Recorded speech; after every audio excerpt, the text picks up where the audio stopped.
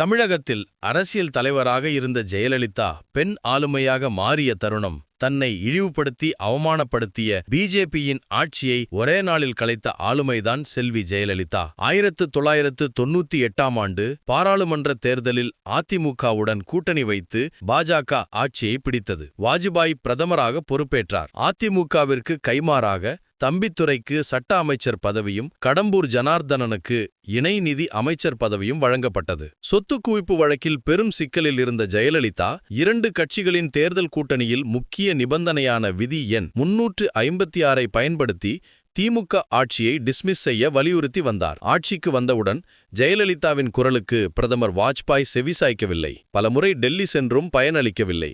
இதனால் மனமுடைந்த ஜெயலலிதா தன்னை அவமானப்படுத்திய பிஜேபியின் ஆட்சியை கவிழ்க்க வேண்டும் என்ற முடிவோடு தான் கொடுத்து வந்த ஆதரவை வாபஸ் செய்வதாக ஜனாதிபதிக்கு கடிதம் அனுப்பினார். ஒரே நாளில் பிஜேபியின் ஆட்சி கவிழ்க்கப்பட்டது. மத்திய அரசு கலைக்கப்பட்டது. யார் இந்த பெண் ஆளுமை என்று இந்தியா முழுவதும் பேசும் அளவுக்கு பேசுபொருளானார்.